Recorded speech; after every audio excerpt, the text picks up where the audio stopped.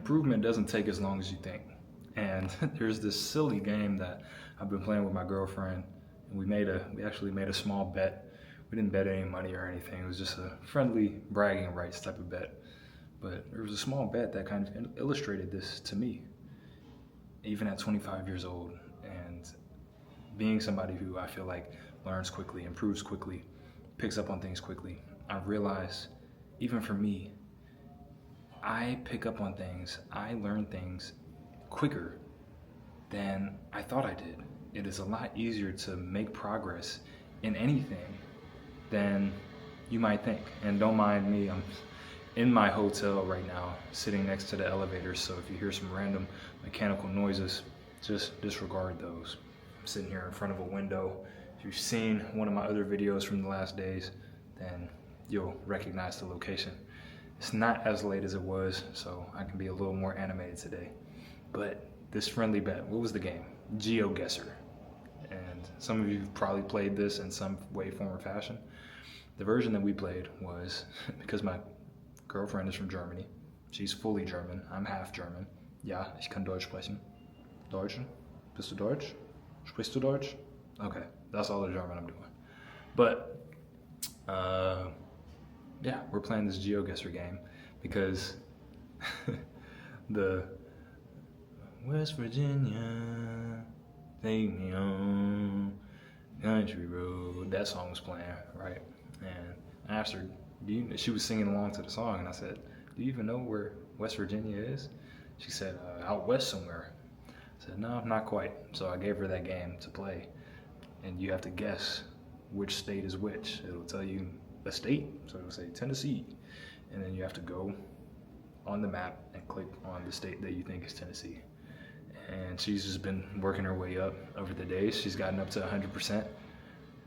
At first, it was a slow start, but she's been able to grind her way up. And eventually, I kind of caught the bug, and I said, okay. I told her to give me a continent to do. She gives me Africa. And I think, okay, Africa would be possibly a continent that I would fare pretty well in. My first round, I think I got 39%. To any of my former African teammates, if you're watching, I apologize. But within a day, I was able to get up to 100%. And we think, right, because we go through school and we get graded in these percentages, if you make a 39% on a test, you think that's something, oh man, that's maybe a week's worth of progress, 2 weeks worth of studying that I didn't have. In my case, right, I made a 39 on the first test. It took me 4 or 5 tests to work my way up to 100. For me, that's astounding. For you to be able to go from a 39, which was very uncomfortable, right? I could have quit after that and said, it's just not for me. It's just not for me. I don't like this game. I could have done that. After the next one came back as a 60 something, I could have said, yeah, it's too difficult. But no, I really wanted it. I had the bet. We made the bet. I said, hey, who do you think is going to get to 100% faster? You or me? To my girlfriend, because she was still working her way up the percentages on the 50 states. And we had our friendly bet, and we're kind of going back and forth, sharing the percentages. And I was able to work my way up so quickly that I even passed her. And I just was baffled because I thought there's no way I win this bet. But if you want something and you're willing to spend the time on it, you're willing to stay consistent in it, you're willing to face your mistakes, because one of the major things that helped me out was there's a review mode. So you take the test and then you get a chance to review the mistakes that you made. So pay attention to the mistakes you make, because that's the key to you succeeding. So in my situation, right, Rwanda, I got Rwanda wrong. And I'm thinking, okay, let me focus on where Rwanda is. Let me focus on where Chad I got, what was another one? The Guineas, right? Equatorial Guinea, those different smaller countries. I'm thinking, okay, let me focus on those. Cameroon was one that I got wrong a couple of times, but then I just started picking out little things. And eventually, I got to 100%. Another thing that I learned within that though, within improving, within taking steps forward, you have to trust your instinct. You have to trust the work that you've put in. You have to trust the experiences that you've gathered. In my case, once I started second guessing myself, feeling like, oh, it's too good to be true, that's when I would make silly mistakes. Silly little errors. And that kept me from improving my scores at 100% even quicker. I had a 98% one time. I think I had a 96% another time. And I'm taking this for me in my life and saying, okay, what are some other situations that I feel like I need to improve in? What are some other situations that I feel like I need to learn in? I'll take another example, me playing the game of basketball. When I was very young, I played up. I played with older players. And of course, if I'm an 8-year-old playing with 11 and 12-year-olds, I'm going to probably be the worst player on the court. Probably. Most kids are. Because I was just starting out playing organized basketball as well. So I didn't start off training when I was 6 years old. I was just getting my feet wet when I was 8. I kind of started with basketball when I was 6 and then organized basketball 8. So I come into this U12 or 12 and under team, and I'm not the best. I'm not the best player, by far. I'm one of the worst players, but I'm also by far the youngest player. And there was a rule that if you missed a layup during the practice, you had to do 10 push-ups. And me, being an 8-year-old, starting out with the game of basketball, I had to do a lot of push-ups. I missed a lot of layups. Layups, for those of you who don't know basketball or play basketball, it's pretty much the easiest shot in the game. It's right by the basket. You lay the ball into the basket, lay it up to the basket, and I missed a lot of those. It's something you have to learn. It's one of the first things you learn as a basketball player. And guess what? I learned pretty quickly because there was a penalty, right? It was uncomfortable doing the push-ups. But at the same time, I didn't realize not only was I getting better at layups, but I was getting stronger. I was doing strength training along with my basketball training.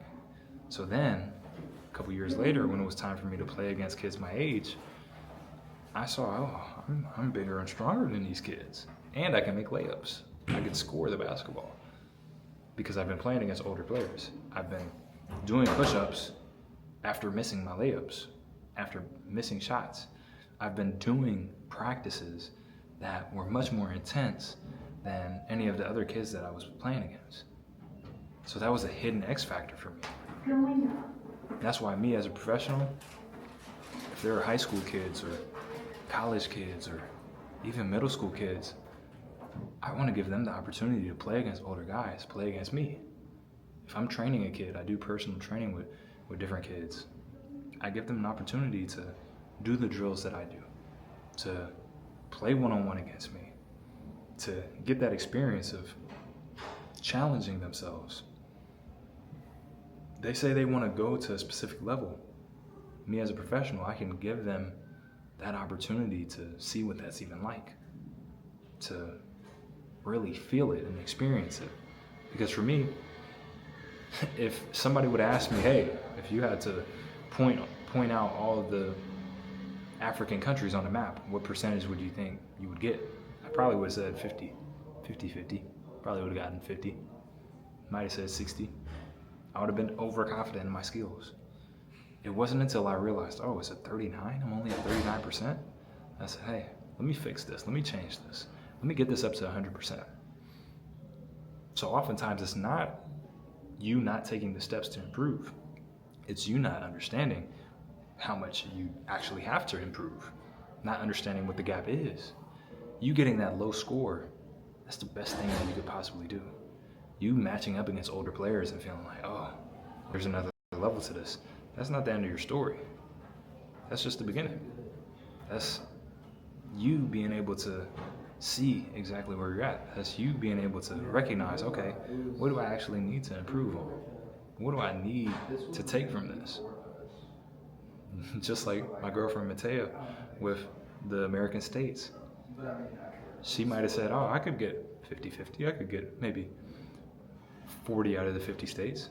I don't know if she would have said that, but chances are you're going to overestimate where you're at.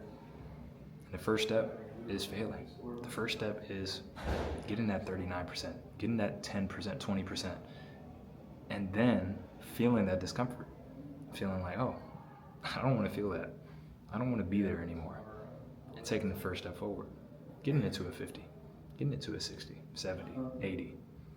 And you're going to progressively see those steps happen.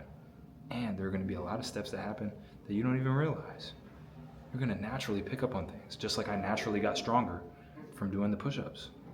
I was focused on trying to improve my layups. I was trying to improve everything else about my game. I didn't realize how much stronger I was getting by doing the push-ups.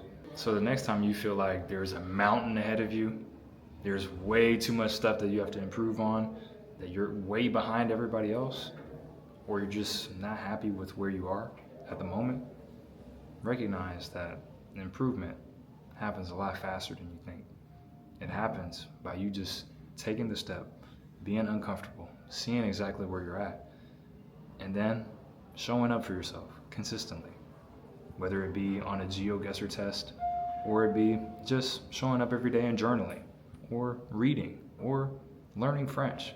Whatever it is that you want to improve on, whatever it is that you want to learn, it's a couple of consistent steps away from you actually seeing progress and slowly but surely perfecting it. And that slowly is a lot quicker than you might think. So remember, the best is always yet to come, and I'll see you tomorrow or on the next video, which should be here. And the option to subscribe should be here. I'll see you wherever you choose to see me next.